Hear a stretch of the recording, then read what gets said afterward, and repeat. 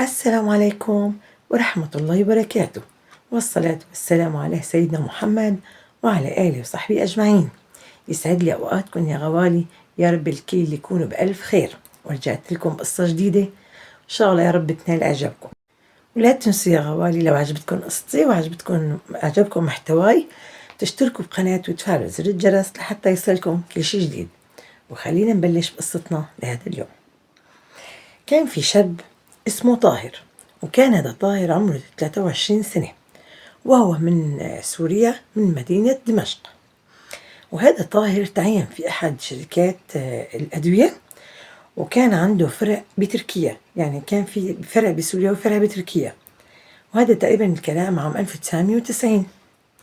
وهو عمله موزع، يعني هذا كان يوزع أدوية بين سوريا ويوديها لتركيا، يعني بسوريا ياخذ أدوية من سوريا ويروح يبيعوها بتركيا، هو بس إنه يوزع أدوية. طبعا هون طاهر كون علاقات واستمرت فترة طويلة، يعني هو استمر فترة طويلة في بيع الأدوية. وتعرف هذا طاهر على شاب تركي اسمه إمرة، وصار بيناتهم زيارات، صار في علاقة كتير ودية. ويعني هذا إمرة كتير حبه لطاهر، وقال له يا طاهر انت هي شغلك بالأدوية ما بطعمي خبزة. يعني طبعا من كان طالع بيشتغل مشان ايش يودي يبعت مصاري لأهله بسوريا بدمشق. فهون إمرة قال له يا طاهر انت اليوم هذا شغلك ما بيطعمي خبزة، يعني اليوم انت لما عم تشتغل بالأدوية يعني رح يطلع لك شيء بسيط، هيك انت شغلك حلو وعم توزع دواء، شو رأيك تستفيد من شغلك هذا الأدوية، وبدل ما توزع أدوية مع توزيع الأدوية تشتغل في المخدرات. فطبعا هون بالبداية طاهر رفض. فهون امرأة قال له اسمع كلامي، والله اللي انت عم طاله هلأ بسنة بتوزيع الأدوية رح تطاله هون بشهر. هون فكر كتير منيح، قال طاهر فعلا أنا عم بشتغل وعم بضل طول النهار عم بوزع أدوية وباخد من هون لهون، وشي بنزل وشي بيطلع، ما بيطلع شي إلا جزء بسيط. التفت امرأة قال له لك لا تخاف، ما حدا رح يشك فيك لأني أنت مندوب، وهيك بتوزع بدل الأدوية، مع الأدوية رح توزع أنت كمان مخدرات لبعض التجار. بس يا طاهر بدك تدير بالك، هذا شغلنا بده قلب قوي وتكون أمين. وفعلا طاهر مشي حاله، وأول شي جربوا تاجر من هالتجار بشغلة بسيطة، فلقوه إنه هو على قد المسؤولية، يعني كان فعلا قلبه قوي وكان أمين. هيك صار المصاري تلعب بإيديه لعب من تجارة المخدرات. وفوق منها كان المندوب، هي عبارة كانت يعني ستار لإله مشان ما حدا يحس عليه. وهيك طور علاقاته مع التجار، وبتعرفوا تجارة المخدرات من هون ومن هون، وصار شغلة يعني شغلة طاهر شغلة منيحة. فهون صار بدل مصراته فعلا صارت تصير دبل. هون صار يشتري ذهب وصار يشتري سيارات واشترى أملاك. المهم مشان ما حدا يحس عليه، فبحيث انه مشان ما حدا انه ما يضل مصاري بايده بين ايديه، ونفس الوقت مصراته انه يأمن عليها. وصار يبعث له لأهله مصاري، ويعني طبعا أهله كلهم مفكرين إنه من ورا مندوب أو من ورا الأدوية اللي هو عم يشتغل فيها. وهون قال في ذهنه طاهر أنا عندي أخوي هذا ماهر، يعني عمره 20 سنة، ما بدي إياه يرجع كمان هو يقوم يشتغل مندوب أدوية وما بطعم اللقمة. فأنا مالي غير أبعت عليه أخليه يجي لهون على تركيا، وأنا أعلمه على هاي الشغلة، وكمان يخليه يشتغل معي. وفعلا طاهر بعت على أخوه ماهر وقال له اطلع على تركيا، بدي إياك بشغل مشان تشتغل معي.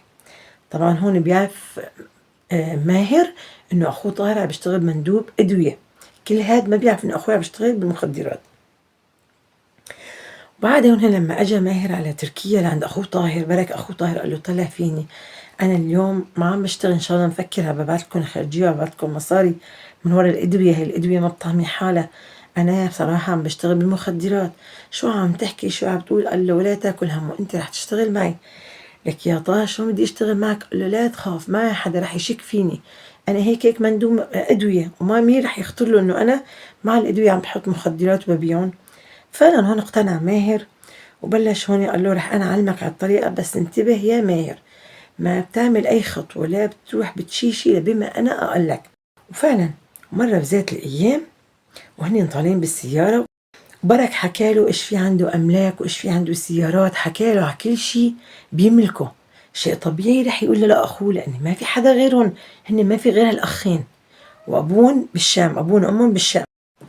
وهون طاهر صار ياخد أخوه ماهر وين ما يروح مشان يوزع بضاعة، صار ياخده لأخوه مشان يعلموا عليها. وصار يعني في تقريبا يعني أغلب شغل أخوه، صار يعرف أغلب التجار تبعت أخوه طاهر، أنا بحكي على ماهر. وهون فجأة وهن طالعين بالسيارة رايحين يودوا يعني كمية أدوية، ونفس وقت معهم كمية مخدرات، وإذا بتجي إخبارية على أخوه طاهر وهن بالسيارة، وإذا بلاقوا هالدورية عم تلحقهم.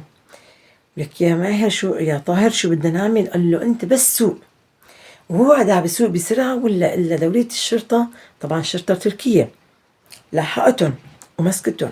قبل ما تمسكن شو قال له طاهر لأخوه ماهر؟ قال له شوف يا طاهر، إنه نحن أنا وأنت ننمسك وندخل على السجن مشكلة. أنا إذا مسكنا أنا رح أعترف على القضية ورح أشيل أنا القضية، ودير بالك شقد من حكوا معك وشقد من عذبوك قل له أنا ما بعرف شي، أنا جيت عم بشتغل مع أخوي، أنا طالع مع أخوي مندوب أدوية، يعني لآخر لحظة انكور إنه أنت بتعرف إنه أنا بشتغل بالمخدرات، بلا ما أنا وأنت ندخل على السجن، خليني أنا أشيل القضية.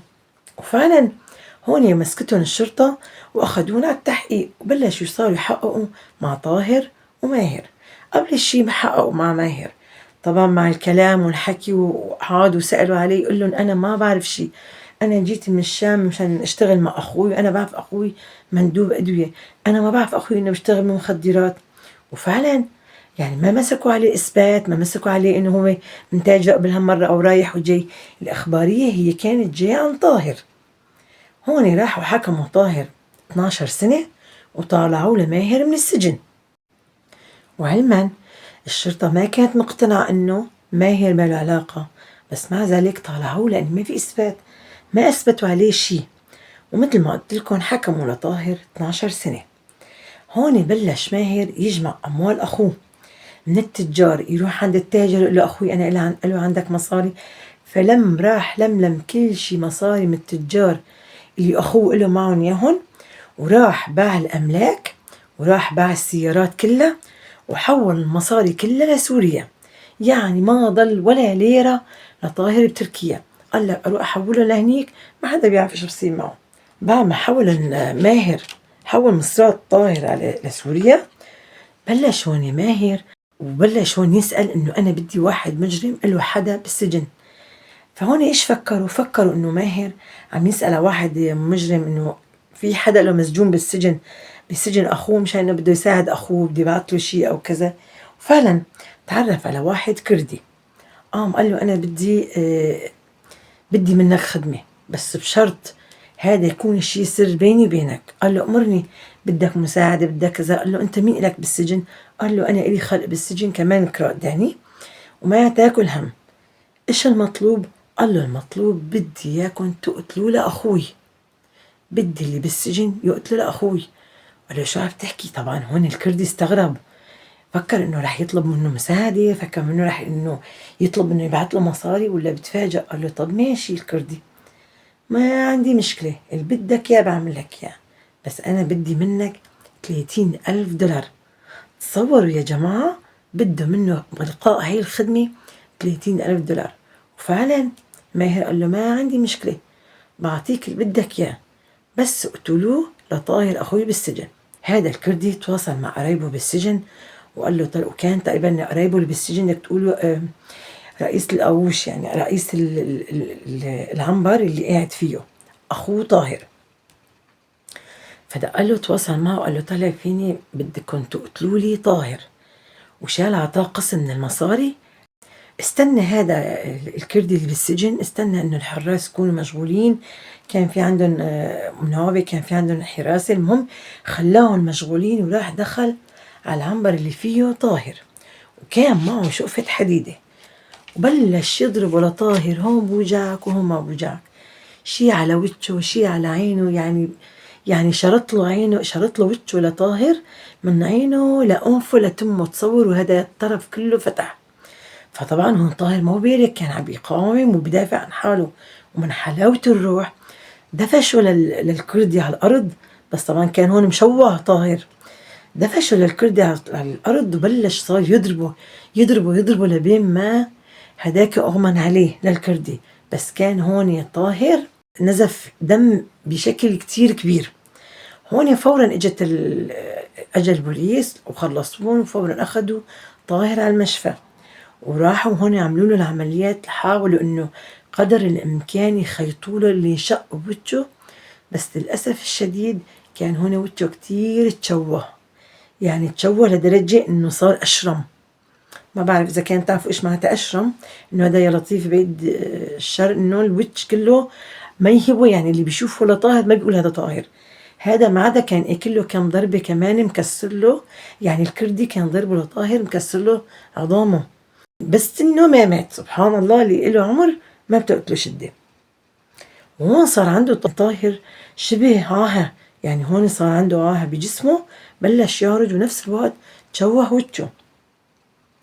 وكل السجن صار يعرف ايش القصة او المشكلة اللي صارت بيناتهم. وبما انه ما مات طاهر، قبل الشي لما رجع طاهر على السجن بعدوا الكردي عن طاهر، يعني كل واحد حطوه بعنبر مشان ايش؟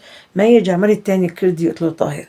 بس بما انه السجن كله صار له خبر، والسجن هيك بخبوا على بعضهم، ما بيعترفوا لبعضهم او ما بيعترفوا على بعضهم للبوليس، فصاروا يروحوا ويجوا يتملحوا بطاهر، شي نهار نكشة، شي نهار يضربوه، شي يعني عذبوه عذاب الصبر، يعني بلشوا يعذبوه دبل.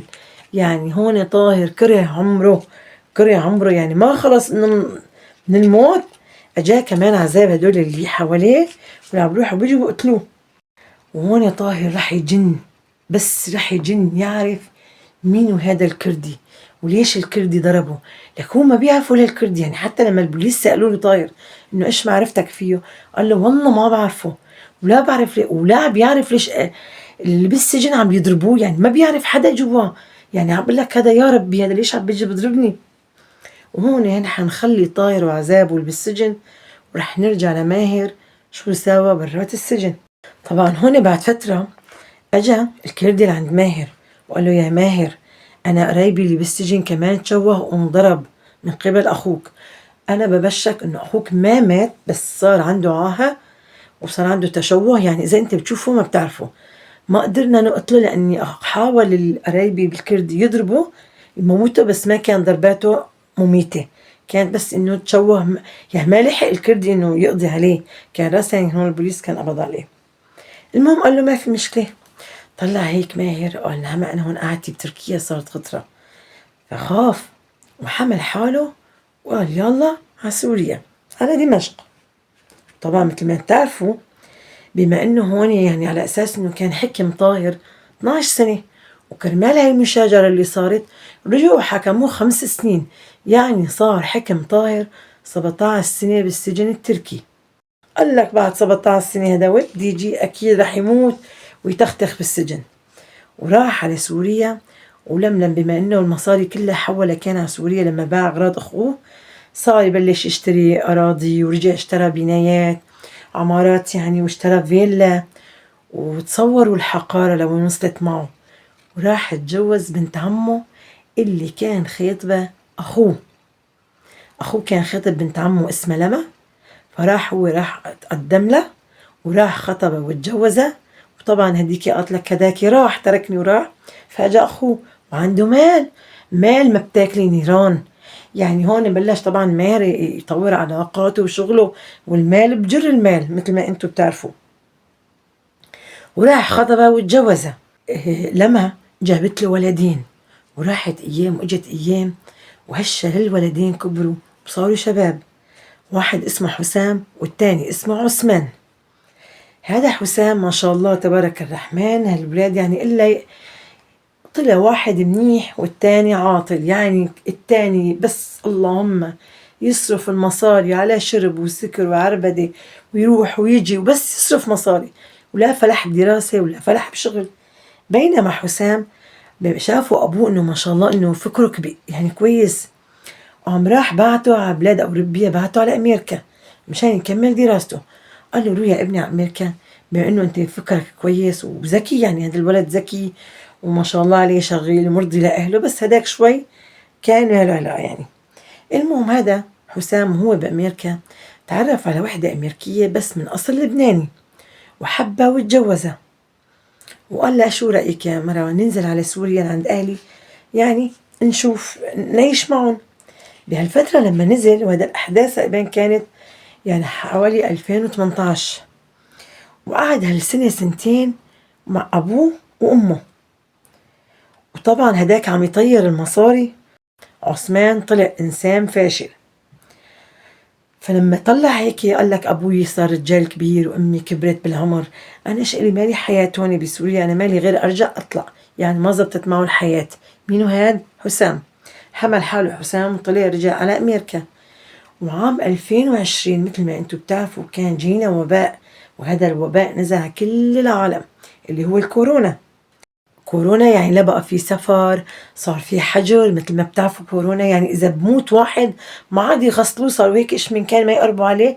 حتى كتير يعني وفيات ما حدا حضر موتهم كرمال هذا الموضوع، يعني كرمال هذا المرض اللي انتشر. مين هون انصاب بهاي الفترة بقى؟ انصاب ماهر ومرته.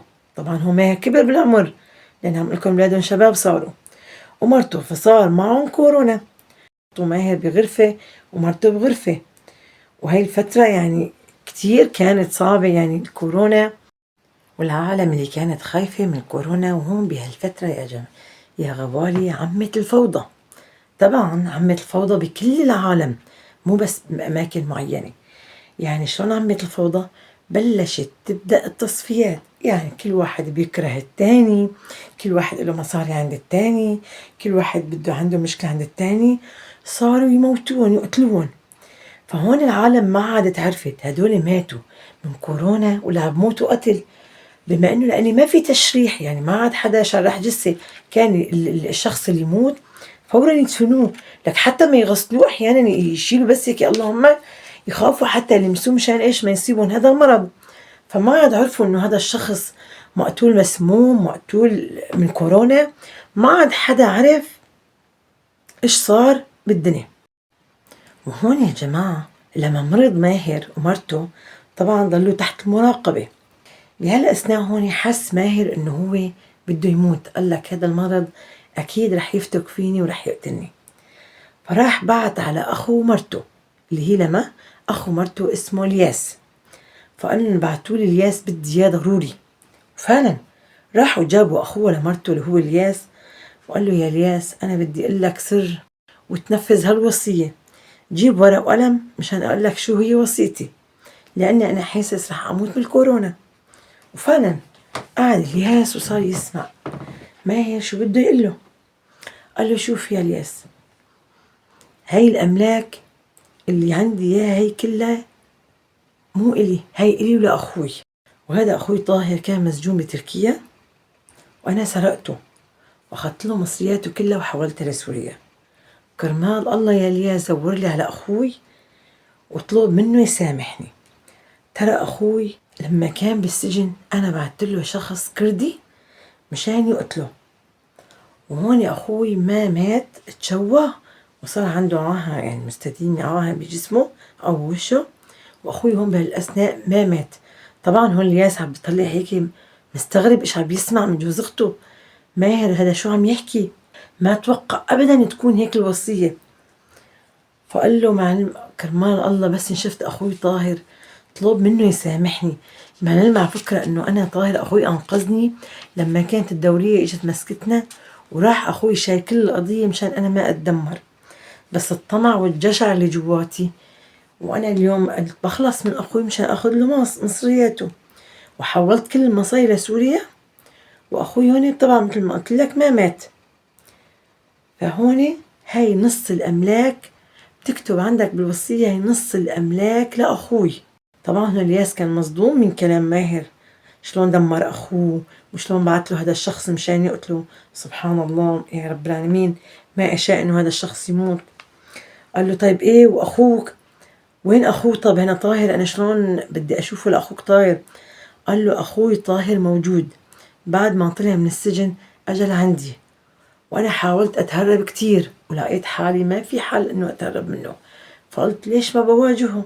فعلا واجهته لأخوي. برك أخوي طلب مني المصاري، قلت له طلع فيني شوف يا طاهر أنت مصراتك حرام، وأنا لأني حرام تركتهم كل شي بتركيا ولا أخذت ولا قرش، وأنا هيك وجيت فيها على سوريا. طبعا هون طاهر لامه لأخوه ماهر، هيك يا ماهر ما تيجي بتطمن علي، وهيك ما تيجي بتشق علي بالسجن، لك هيك ما بتزورني. قال له أنا شلون بدي أزورك وهون الدولة التركية رحلتني؟ فأنا رحلت على سوريا. طبعا كذاب ماهر. فأنا رحلت على سوريا وبلشت بلشت أشتغل بالمال حلال. طبعا هذا ماهر عم بيكذب على أخوه مشان ما يعطيني المصاري أو إيش بيطلع له المصاري. أنا هون هذا المال اشتغلت أنا فيه، وأنا دخلت بتجارة، وهذا كل المال اللي أنت شايفه هذا المال مالي وتعبي أنا. وأنا أصلا أنت من لما سجنت ومشان المخدرات أنا تبريت منك، وما عاد بدي إياك تكون أخوي لأنك كنت تاجر مخدرات. هون طاهر قال له يا ماهر أنت ما أخذت مالي لتركيا؟ لك وين راح مالي أنا؟ وين راحت مصراتي؟ قال له ما بعرف، ويلا اطلع لبرا. وفعلا هون ماهر طردوا لأخوه طاهر من البيت، وهذا طاهر طلع زعلان ومقهور إنه مصراته راحت، وهون أخوه عم بقول إنه أنا مالك عندي شي. يعني طبعا هذا الياس أخوه لمرته، يعني أخو لما قال له حرام عليك، شلون هيك عملت بأخوك؟ لك شلون هان عليك أخوك طاهر بعد كل شي اللي سواه؟ قال له هذا الذي صار، وأنا كتير هلأ حاسس بالذنب. طبعا بتعرفوا البني آدم لما بيكون على فراش الموت بحس حاله قريب إنه بلشت نهايته تخلص، بحس بعذاب الضمير. فقال لك إنه ريد إنه يسامحني قبل ما يصير له شي. هذا الياس بيقول له لماهر إن شاء الله بتشفى بالطيب، وإن شاء الله بتلتقي بأخوك، وبركي إن شاء الله بتستسمحه، يعني إنه تكون أنت هيك عايش. قال له إن شاء الله، بس أنا ماني حاسس حالي إنه رح أعيش. كرمال الله ورود دوري على أخوي طاهر، مشان هاي الوصية، مشان فد مرة توصله، بلكي إنه بحاول إني أشوفه. وهذا الياس طلع من عند ماهر وراح على بيته، وهو حالته حالي مذهول من اللي سمعه من طاهر من ماهر، مذهول من اللي شي سواه في أخوه طاهر. فأجا على البيت يعني مو طبيعي الياس. فالتفتت هون مرته، كان عنده شاب وعنده مرته متجوز وعنده شاب. فقال له لك يا بابا خير، شو بك؟ ليش؟ شو صاير معك؟ فهون قعد الياس حكى القصة كلها، حكى لهم على المال وعلى المصاري وعلى الوصية اللي قال له عليها ماهر. طبعا هون اتضايقوا، بس شو رح يعملوا يعني؟ وقالوا له الحل. قال لهم ماني غير أقوم أدور على طاهر أشوف وين صاير أراضيه، ما في غير هيك، ضروري أنا أدور على طاهر لحتى أوصل هالوصية لصاحبه، وهي الأمانة اللي أمنوا إياها ماهر. هون الياس راح لعند مين؟ راح لعند عثمان ابنه لماهر. بقى انتوا بتعرفوا ولاد ماهر في حسام وفي عثمان. عثمان هذا الشاب اللي عم بيروح مصراته هون.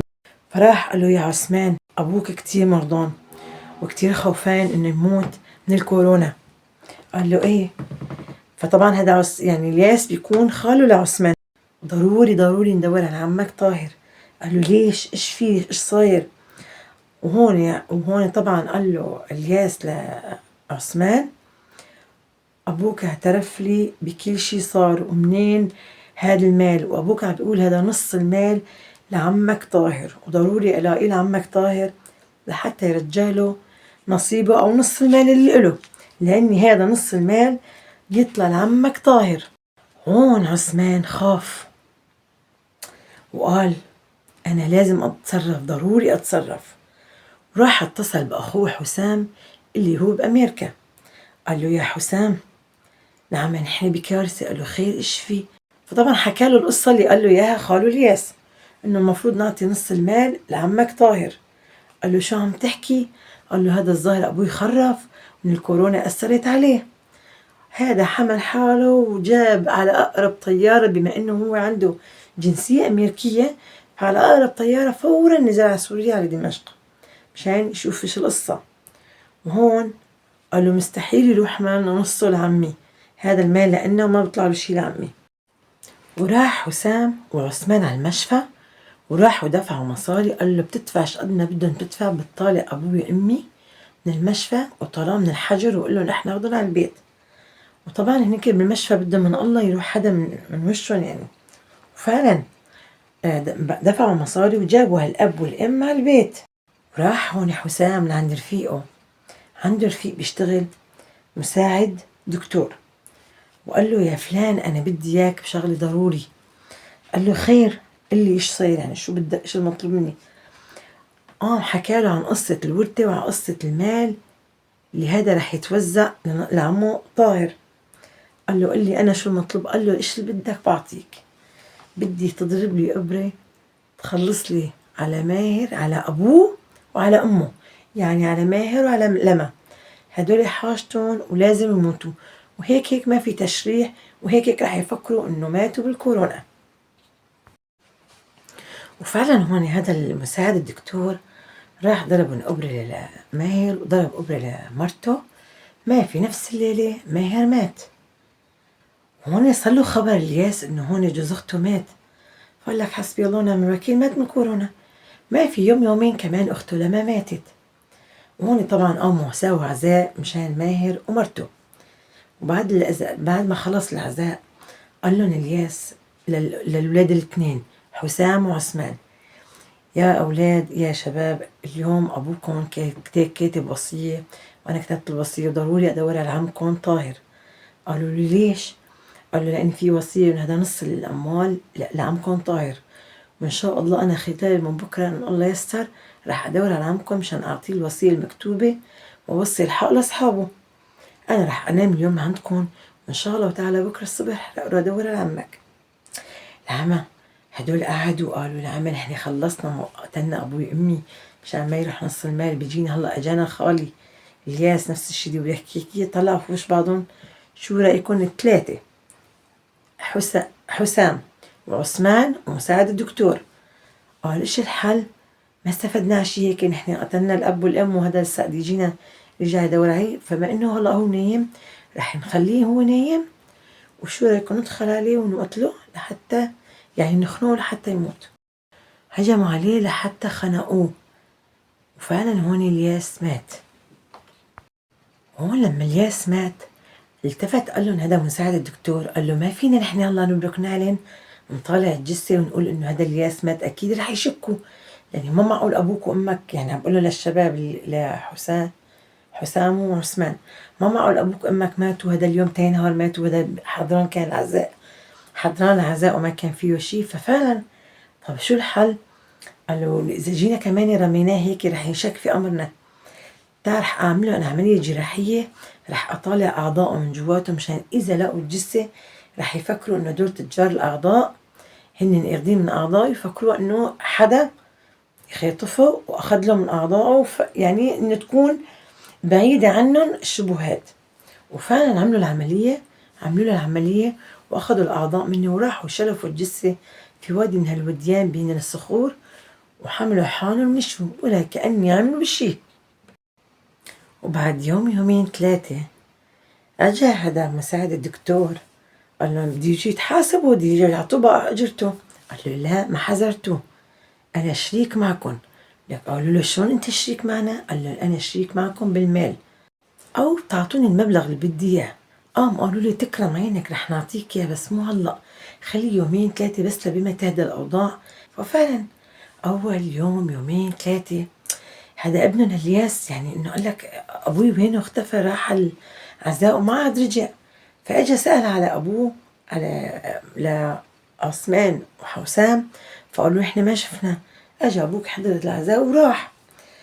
فهذا ضل باله وراح صار يسأل هون صار يسأل رفقاته، ما عارف شي، ما سأل عنه. راح عند أمه عم بقول لها أمي والله ما لقيته، يعني وين أبوي يكون اختفى؟ قالت له يا ابني ليكون أبوك راح يدور على طاهر مشان أنت بتعرف إنه في وصية وبده يدور عليه مشانه. فأنا نفكر الشاب أنا أبوك راح يدور على الزلمة اللي هو طاهر مشان وصية. مرة جماعة جمعتين شهر، الموضوع مو طبيعي. يعني هون قال لها يا أمي الموضوع موصل، راح خبر الشرطة قالوا لهم يا جماعة أنا أبوي مختفي من شهر وما بعرف فين، ولا أعطانا خبر، وما له عادي الياس إنه ما يعطيه خبر لأهل بيته. فالشرطة استدعت حسام وعثمان، اليوم هذا الشخص أجل عندكم العزاء؟ قالوا نحن ما شفنا، أجل العزاء ومشي وما عدنا شفنا للزلمة. وفعلا هون الشرطة شو رح يعملوا؟ ما في شي. هون راحت الأم عم تقول لابنها: يا ابني ما لك غير تدور على طاهر، وأكيد بس نشوف طاهر أكيد رح تشوف أبوك، معناتها أبوك أكيد رح يدور على طاهر مشان هالأمان اللي هي برقبته، مشان الورثة. وفعلا ابنه الياس قد ما دور دور دور دور فعلا لقى لطاهر، وقال له: أخيرا أنا لقيتك، أنا جاي أسألك على أبوي الياس. قال له: أبوك الياس؟ ليش، مين أنت؟ قال له: الياس أنا ابن الياس اللي بتكون عمتي لما، اللي متجوزة أخوك ماهر. قال له: شو عم تحكي؟ يعني هون؟ قال له: أيوة هلا عرفت. وهون فعلا يعني هون بلش الشاب اللي هو ابنه للياس حكى له القصة كلها لطاهر عن الورثة، حتى قال له بالعلامة حتى قصة السجن، وشلون الكردي لما بعته أخوك مشان يقتلك. هون ليش طاهر صدق؟ لأن ما حدا بيعرف قصة الكردي غير هو. هون عرف إنه أخوه هو كان اللي بيعت الكردي مشان يقتله. طبعا قال له: أخوك مات ومرته ماتت. هون طبعا انحر وصار يبكي طاهر، حتى الإنسان اللي حبه وكان بده يتجوزها كان خطبه راح أخذ أخوه ماهر هي بعد المال. فهون طبعا صار يقول له الله لا يسامحه وبيقبره يعني. فقال له: يا طاهر أنا بدي أبوي، أنا بدور على أبوي من يوم اللي أجراه العزاء، ونحن فكرنا بدور عليك. فحمل حاله طاهر، أخذ هذا الشاب وراحوا لوين؟ لبيت أخوه ماهر اللي كان بزمانه رايح لعنده وطردوا منه. فهنا عم دق الباب، وإذ بيطلع معهم مين برد عليهم؟ برد عليهم هذا المساعد الدكتور. قال له: أنا بدي عثمان أو حسام. قال له: حسام طلع على أمريكا. فطبعا حسام لما صار هالشي فورا ذاك راح هرب على أمريكا، أخذ حصته. والله مين ضل هون؟ ضل عثمان. فهذا مساعد الدكتور شو صار يعمل؟ بما أنه ضل هون بقى عثمان، صار يروح يجي بقى يهدده، كل فترة يسحب منه مصاري، نهار يقول له بدي أنا مصاري، نهار بدي. فضل عم يسحب منه مصاري لحتى أخذ منه هاي الفيلا اللي قاعد فيها، اللي كان فيها ماهر ومرته. فقال له: طب أنت شو أخذ هاي شو جاب الفيلا اللي عندك؟ قال له: أنا هاي الفيلا اشتريتها من عثمان ابنه لماهر، وحتى أنا معي عقد باسمي، مكتوبة باسمي، وشلون إنه باني إياها عثمان لإلي. وإذا بدكم تسألوا على عثمان روحوا اسألوا على عثمان. طبعا عثمان ما عنده بيت، عم بيصرف المصاري يمين شمال، وكان قاعد بالفندق. وفعلا راحوا عند الفندق وراحوا عند عثمان. فيا عثمان اليوم أنا في ورثة، في وصية مكتوبة، نحن عم ندور على الياس، والوصية الياس برك حكاها قدام مرته وابنه. قال له: أنا وصية، أنا ما بعرفك أنت منين، عم تقول أنت عمي مع عمي. قال له: يا عثمان أنا عمك طاهر وأبوك هيك هيك هيك. فطبعا حكى القصة كلها، وداك بيعرف يعني، هو اللي بيعرف. فطبعا نكر عثمان هذا الشيء، وقال له: أنا لا بعرف الياس ولا بعرف فينه، وروحوا اسألوا عنه، أصلا من يوم العزاء ما شفته. فهون بلشوا راح صاروا يدوروا شو راح يعمل طاهر، هذا ما بتعرف. فصاروا يدوروا وين بدي يلاقوا، شلون بدي يلاقوا. قام قال له: يا عمو، طبعا ابنه للياس عم بيقول له لطاهر: هذا الشخص اللي هو مساعد الدكتور شفته عن هون بالفيلا قبل ما يموتوا، فما بعرف انا ليش شاكك بهذا الزلمه. فعلا راحوا عملوا بحث عليه، والحافظ يقول له: لعمي هذا كان فقير منتوف وفجأة صار عنده مال، فما حدا بيعرف منين جاب المال. هون طاهر شك في الموضوع هو ابنه للياس، وراحوا خبروا الشرطة وقالوا له هذا الشخص بيعرف شيء. طبعا هون مثل ما بتعرفوا الشرطة راحت جابته لمساعد هذا الدكتور، وبلشوا أساليبهم الخاصة فيه، ضلوا عليه لقال لهم الله يوفقكم، أنا بعترف لكم بكل شيء. وطبعا هون هذا مساعد الدكتور اعترف بكل القصة، اعترف بكل شيء ساووا، وشلون قتلوا للياس، وشلون قتلوا ماهر ومرته، وشلون. وللأسف الشديد إنه حسام هداك هرب على أمريكا، وكتير صعب عليهم إنه يطلبوه دوليا، لكان في إشكالات بين البلدين، فهداك ضل هربان. وراحوا جابوا عثمان ومساعد الدكتور وحكموا عليهم بالإعدام وعدموهم اثنيناتهم. يعني يا جماعة مال الحرام بيذهب هو وصاحبه. ولهون بنت بوصل معكم لنهاية قصتنا لهذا اليوم. يا رب صحيح شوي هيك طويلة، بس عن جد كتير كانت متعبة، وكتير كان فيها أحداث يعني نرجع المال الحرام، شلون جر بعض، وشلون المال الحرام لما ابتدأ بالحرام شلون انتهى بالنهاية بالحرام.